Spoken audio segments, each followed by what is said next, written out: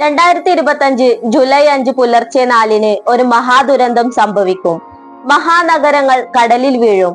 Japanese ബാബ വാൻഗ എന്ന അപരനാമത്തിൽ അറിയപ്പെടുന്ന Rio തൽസുഗിയുടെ പ്രവചനങ്ങൾ ഞെട്ടിയിരിക്കുകയാണ് ജപ്പാനും ചൈനയും തായ്വാനുമൊക്കെ.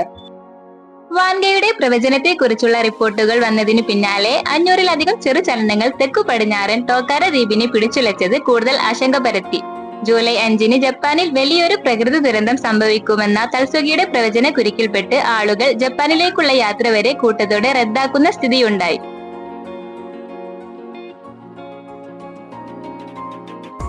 ഫ്യൂച്ചർ ഐസോ എന്ന കൃതിയിലൂടെയാണ് റിയോ തൽസുഗി ഇത്തരം പ്രവചനങ്ങൾ നടത്തുന്നത്.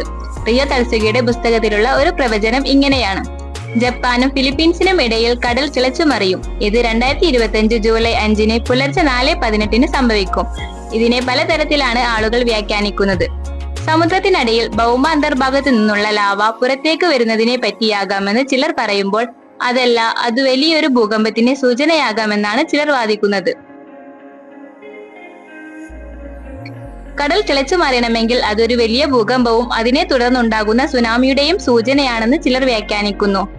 കോവിഡ് വ്യാപനവും 2011-ലെ സുനാമിയുമൊക്കെ നേരത്തെ തൽസുഗി പ്രവചിച്ചിട്ടുണ്ട് എന്നാണ് ഇവരുടെ ആരാധകർ അവകാശപ്പെടുന്നത്.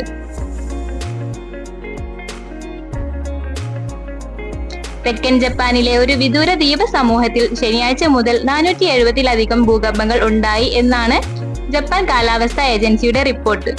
ഇത് പുറത്തു വന്നതോടുകൂടി ജനങ്ങൾക്ക് ആശങ്ക ഇരട്ടിയായി.